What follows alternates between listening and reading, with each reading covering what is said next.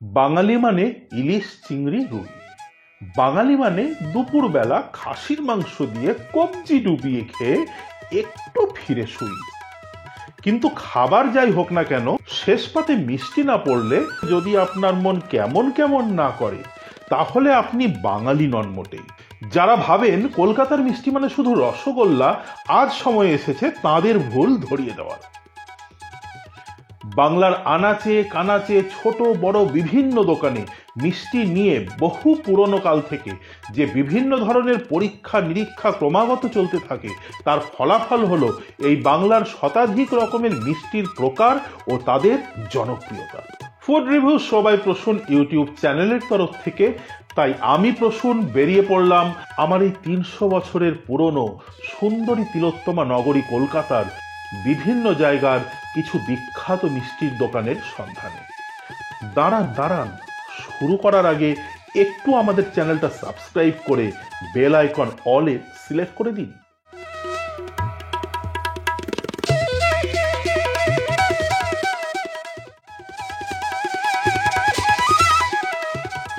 কলকাতার মিষ্টির গল্প বললে সবার আগে মাথায় আসে কলকাতার রসগোল্লা।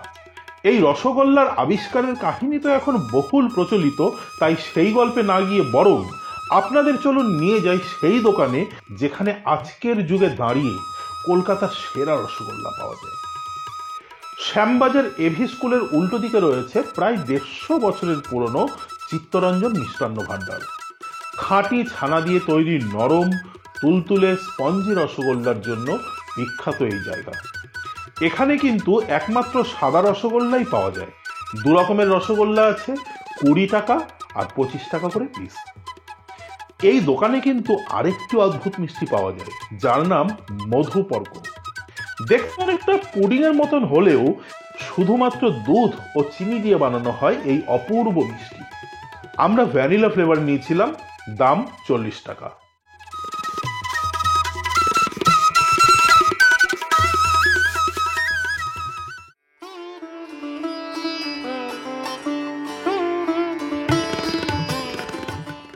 রসগোল্লার খোঁজই যদি হবে, তাহলে গুড়ের রসগোল্লা কেন নয়? এই গুড়ের রসগোল্লার খোঁজে আমরা চলে গেলাম বেকবাগানের বিখ্যাত মিষ্টির দোকান মিঠাইতে। জন্মদিনে যেমন কেক কাটা হয়, ঠিক একই রকম পদ্ধতি অনুসরণ করে এখানে পাওয়া যায় বিভিন্ন বিশেষ বিশেষ দিন উপলক্ষে বানানো বড় বড় মিষ্টি। আর এখানকার নতুন গুড়ের মিষ্টির তো কোনো তুলনাই হয় না। এখানকার নতুন গুড়ের রসগোল্লা বড়টা 30 টাকা করে দাম। যেমন সুন্দর খাঁটি ছানার রসগোল্লা, ঠিক তেমনই সুস্বাদু ও সুগন্ধি নতুন গুড়ের রস। কলকাতার বুকে এত ভালো গুড়ের রসগোল্লা আমি খুব কম দোকানে দেখেছি। এখানকার নতুন গুড়ের মালাই চমচমও কিন্তু অসাধারণ খেতে, ঘন পায়েসের মতো দুধ আর তার সাথে নতুন গুড়ের স্বাদের বাহার, আর তারই মধ্যে নিমজ্জিত একটি সুস্বাদু ছানার চমচম। দাম 28 টাকা প্রতি পিস। মিঠাইয়ের আরেকটি বিখ্যাত মিষ্টি হলো এদের গুড় বাটি। নতুন গুড়ের সন্দেশ দিয়ে বানানো নরম ও সুস্বাদু একটি পাত্র, তার মধ্যে বেশ অনেকটা পরিমাণ নতুন গুড় দেওয়া। একটু গুড় নিয়ে চেখে দেখলে আবেশে চোখ বুজে আসবে। দাম 30 টাকা।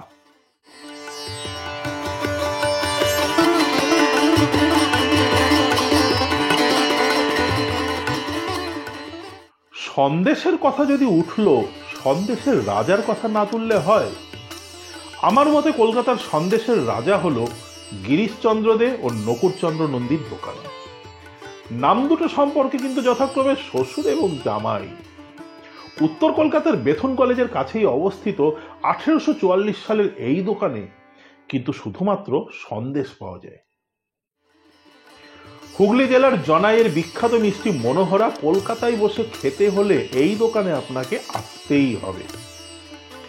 এদের গুড়ের মনোহরা একবার খেলে সারা জীবন তার স্বাদ মুখে লেগে থাকবে। দাম 30 টাকা।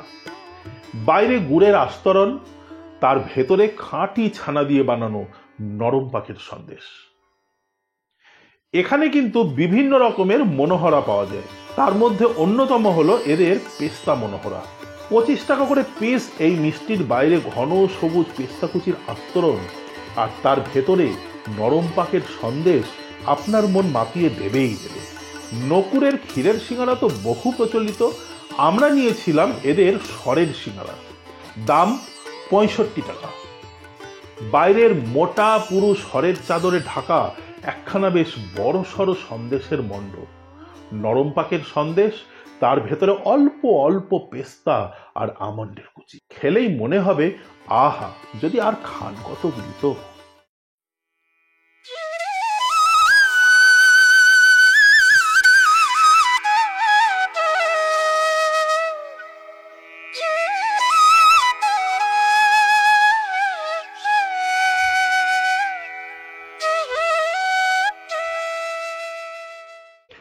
সন্দেশ তো হলো, এবারে আসি লেডি ক্যানির কথায়।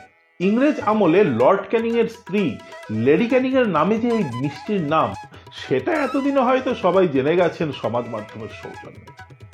আপাদমস্তক রসে সিক্ত গোলগাল দেখতে একটা ভাজা মিষ্টি স্বাদের অনুভূতিকে যে কোন উচ্চ মার্গে নিয়ে যেতে পারে, তা এই জিনিস ঠিক জায়গা থেকে না চেখে দেখলে বোঝা যায় না। তো সেই ঠিক জায়গাটি হলো ভীমনাগের মিষ্টির দোকান। 1825 সালে প্রতিষ্ঠিত এই সুপ্রাচীন ও বিখ্যাত মিষ্টির দোকানটি কলকাতার কলেজ স্ট্রিটের অনতি দূরে নির্মলচন্দ্র দে স্ট্রিটে অবস্থিত। লেডি ক্যানির স্রষ্টাও এই দোকানে। দোকানের ভেতরে শোভাবর্ধন করছে তৎকালীন বিখ্যাত ঘড়ি কোম্পানি কুক অ্যান্ড কেলভির তরফ থেকে উপহার পাওয়া বাংলা ডায়ালের অতিকায় এক দেওয়াল ঘড়ি। আর যে লেডি ক্যানি এখানকার বিখ্যাত মিষ্টি, তার দাম কিন্তু এখানে মাত্র 20 টাকা। একসময় স্যার আশুতোষ মুখোপাধ্যায়ের নামে এখানে তৈরি হতো আশুভোগ মিষ্টি, যা এখন আর পাওয়া যায় না। তবে লেডি ক্যানির পাশাপাশি এদের আরো নানান রকমের ভালো ভালো মিষ্টি আছে। তার মধ্যে বিখ্যাত আরেক মিষ্টি হলো এদের আবার খাবো সন্দেশ। সাদা ধবধবে ছানার সন্দেশের গুলি, আর তার পেটের ভেতর পেস্তা বাদামের কুচি, আর ওপরে ঝকঝকে রূপোর তবক। খাবারের ব্যাপারে বাঙালি যে কতদূর শৌখিন, তা এই মিষ্টি দেখলে বোঝা যায় বটে। মনোহরা কিন্তু এখানেও পাওয়া যায়, আর তা খেতেও খুবই সুস্বাদু।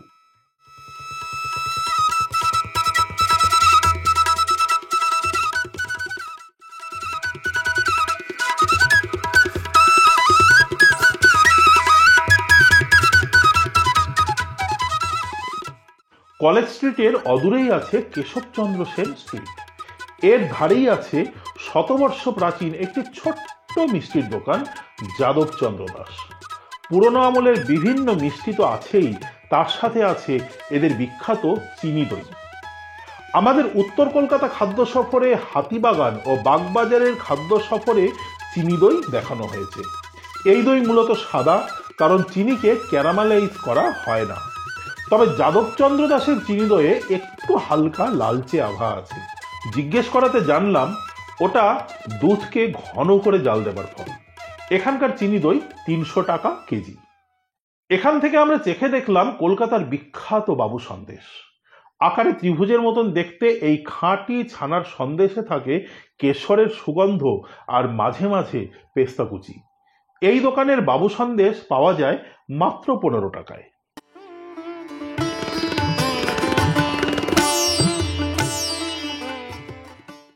মৌচাক মিষ্টির নাম শুনেছেন?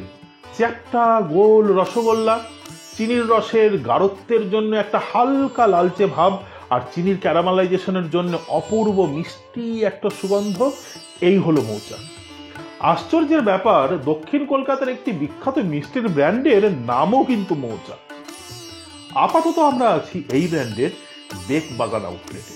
দোকানে বিভিন্ন ধরনের মিষ্টির সমাহার, আর তার মধ্যে থেকে আমরা বেছে নিলাম ছানার টোস্ট আর বাটারস্কচ সন্দেশ। বাটারস্কচ সন্দেশটা আদপে একটা আধুনিক কালের মিষ্টি। একটু কড়া আর নরম পাকের মাঝামাঝি একটা ছানার সন্দেশ, বাটারস্কচের ফ্লেভারে ভরপুর, খেতে অসাধারণ, দাম 15 টাকা। তবে মন কেড়ে নেওয়া আসল মিষ্টি হলো এদের ছানার টোস্ট। আর এখানেও সেই মৌচাক মিষ্টি, মৌচাক দিয়ে বানানো একটা আয়তাকার বেস, তার উপরে ক্ষীরের গুঁড়ো ছড়িয়ে দেওয়া। 16 টাকা দামের এই মিষ্টি একখানা খেলে মন প্রাণ ভরে যেতে বাধ্য।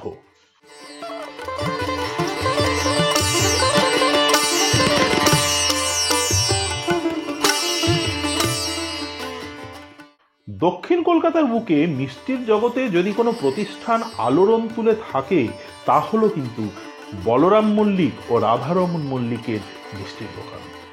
1885 সাল থেকে এই দোকান বিভিন্ন সুস্বাদু মিষ্টি উপহার দিয়ে আসছে কলকাতার মানুষকে, এবং আজও ক্রমাগত নতুন নতুন পরীক্ষা নিরীক্ষার মাধ্যমে অভিনব সমস্ত মিষ্টি আবিষ্কার করে যাচ্ছে এই সংস্থাটি।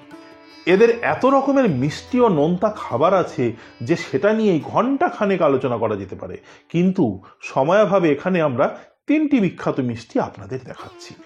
এদের প্রথম মিষ্টি হলো অমৃত পয়দী। শোনা যায় এই নাম নাকি দিয়েছিলেন স্বয়ং কবিগুরু রবীন্দ্রনাথ ঠাকুর।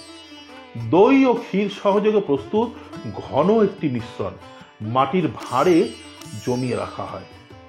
এর ঘনত্ব এতটাই বেশি যে ভাঁড় উল্টে দিলেও এটা কিন্তু মাটিতে পড়ে না। গুড়ের অপূর্ব সুগন্ধ ও স্বাদ, তার সাথে একটা মসৃণ টেক্সচার এই মিষ্টিকে অনবদ্য করে তুলেছে। এরপরের মিষ্টি কিন্তু একেবারে আধুনিক যুগের উপযুক্ত মিষ্টি, নলেন গুড়ের সুফলে। একটা সুদৃশ্য ফাইবারের বাটিতে সার্ভ করা হয় এই মিষ্টি। নিচে থাকে নলেন গুড়ের মাখা সন্দেশের স্তর, আর তার ওপরে থাকে নলেন গুড়ের স্বাদ ও সুগন্ধযুক্ত একটা ক্রিম। এ যে কি অসাধারণ খেতে তা বুঝিয়ে বলা একেবারেই অসম্ভব। হালকা মিষ্টি যাদের পছন্দ তাদের জন্য আমার রেকমেন্ডেশন এখানকার ডাব সন্দেশ। একটা সেমি ট্রান্সপারেন্ট ফ্লোরোসেন্ট গ্রিন পাত্রে সার্ভ করা হয় এই সন্দেশ। ওপরে থাকে গোলাপের পাপড়ি। গোলাপের পাপড়ি সরিয়ে দিলেই দেখা যাবে একটা অর্ধস্বচ্ছ আস্তরণ। এটা আসলে ডাবের শাঁস। তার ঠিক নিচেই ধবধবে সাদা রঙের ডাব সন্দেশ।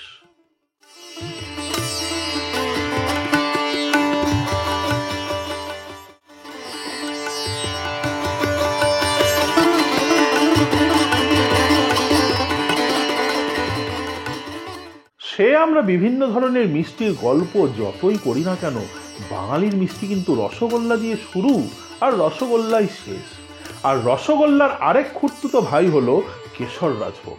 কলকাতার বুকে অনেক জায়গাতেই এই কেশর রাজভোগ পাওয়া যায়, তবে আমরা এর সন্ধানে চলে এসেছি পার্ক সার্কাসের পাঁচমাথার মোড়ের কাছে জুগলসে। একেবারে আর্সালানের পাশেই এই দোকান। ভেতরে বেশ সুন্দর একটা বড় কাচের শোকেসে হরেক রকমের মিষ্টি। এদের কেশর রাজভোগ কিন্তু আকারে বেশ বড় আর সুস্বাদু। কেশরের ফ্লেভার পুরো মাত্রায় বর্তমান, আর তার উপরে খান দুয়েক কেশরের কুচি। এখান থেকে আমরা আরেকটা মিষ্টি নিলাম, এদের স্যান্ডউইচ সন্দেশ। মূলত কম মিষ্টির ভাপা সন্দেশের দুটো স্তর, ওপরে আর নিচে, আর মাঝখানে লেমন ফ্লেভারের একটা অল্প মিষ্টি সন্দেশের স্তর। সব মিলিয়ে মন্দ লাগলো না ব্যাপারটা।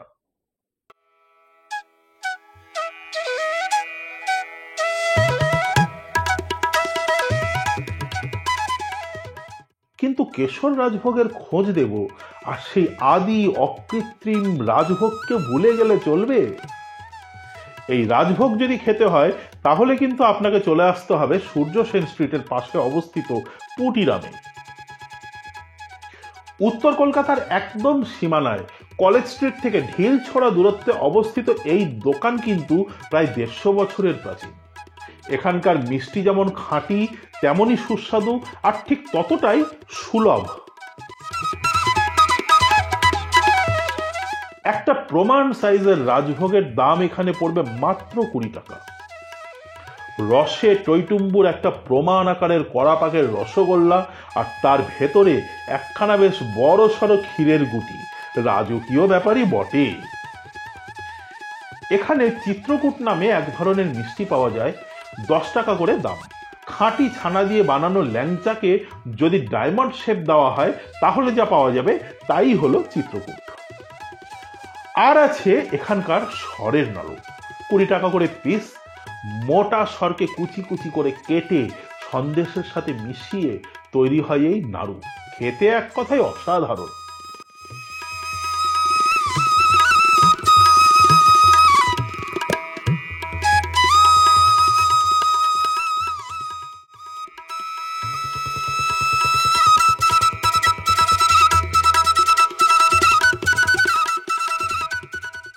মানে একটা কথা ছিল, যেসব বন্ধু বান্ধব, দাদারা, দিদিরা, ভাই ও বোনেরা, মাসি পিসি, মেসো, জ্যাঠা জেঠি, খুড়ো খুড়ি ইত্যাদি ইত্যাদির মধ্যে যারা একটু বেশি মিষ্টি, মানে রক্তে শর্করা, তারা কিন্তু এই ভিডিও দেখার পর স্কুল ফেরত, কলেজ ফেরত, দোকান ফেরত, বাজার ফেরত বা অফিস ফেরত পথে চুপি চুপি মিষ্টির দোকানে ঢুকে 2-5টা মিষ্টি পেটে পুরে বাড়ি ফিরবেন না প্লিজ। শরীর আপনার, সেই শরীরের সুস্বাস্থ্য বজায় রাখার দায়িত্বও কিন্তু আপনার। কাজেই আমার এই নিরীহ চ্যানেলটি কিন্তু সেই দায়িত্বের বোঝা কোনো মতেই সামলাতে পারবে না। ভালো থাকবেন। আর ও হ্যাঁ, সাবস্ক্রাইব করে বেল আইকনটা অলে সিলেক্ট করে দেবেন প্লিজ। আজকের মতন টাটা।